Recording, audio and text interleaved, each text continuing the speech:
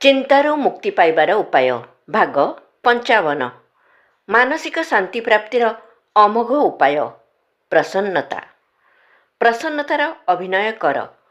ମନୋବିଜ୍ଞାନର ନିୟମ ହେଉଛି ଆମେ ନିଜ କାର୍ଯ୍ୟ ଦ୍ୱାରା ଯେପରି ଅଭିନୟ କରୁ ସେହିପରି ଭାବ ମନରେ ଅନୁଭବ କରୁ। ବାହ୍ୟ ପ୍ରସନ୍ନତାର ଅଭିନୟ ଆମକୁ ମାନସିକ ଜଗତରେ ଆନନ୍ଦ ଦେଇଥାଏ।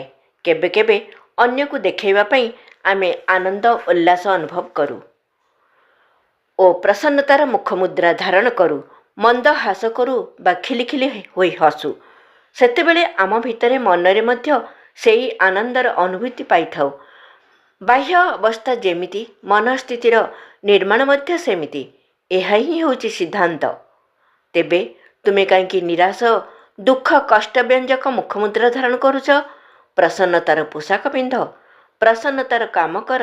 ବନ୍ଧୁଙ୍କ ସହିତ କିଛି ସମୟ ହସଖୁସିରେ ବିତାଇ ଦିଅ। ତୁମର 2-4 ଜଣ ବନ୍ଧୁ ଯେତେବେଳେ ହସିବେ, କଥା କହିବେ, ଯେତେବେଳେ ସେମାନଙ୍କ ସହିତ ତୁମେ ମଧ୍ୟ ପ୍ରସନ୍ନତା ଅନୁଭବ କରିବ। ତୁମେ ଆଜି ପ୍ରସନ୍ନ ହୋଇ ରୁହ, କାଲି ଯାହା ହେବ ଦେଖାଯିବ। ଆଜିର ପ୍ରସନ୍ନତାର ଅଭିନୟ ହୁଏତ କାଲି ତୁମ ସ୍ୱଭାବର ଅଙ୍ଗ ରୂପେ ପରିଣତ ହୋଇପାରେ। କ୍ରମଶଃ ଆଗାମୀ ଭାଗରେ ଆହୁରି ଆଗକୁ। ବିଚାରକ୍ରାନ୍ତି ଦୂତ ୟୁଟ୍ୟୁବ୍ ଓଡ଼ିଆ ଚ୍ୟାନେଲକୁ ସବସ୍କ୍ରାଇବ୍ କରିବା ସହ ପରବର୍ତ୍ତୀ ଭିଡ଼ିଓ ପ୍ରାପ୍ତ କରିବା ପାଇଁ ବେଲ୍ ଆଇକନ୍ ଦବାନ୍ତୁ ଏବଂ ବିଚାରକ୍ରାନ୍ତି ଦୂତ ଓଡ଼ିଆ ଫେସବୁକ୍ ଓ ଇନଷ୍ଟାଗ୍ରାମ ସହ ଯୋଡ଼ି ହୁଅନ୍ତୁ। ଧନ୍ୟବାଦ।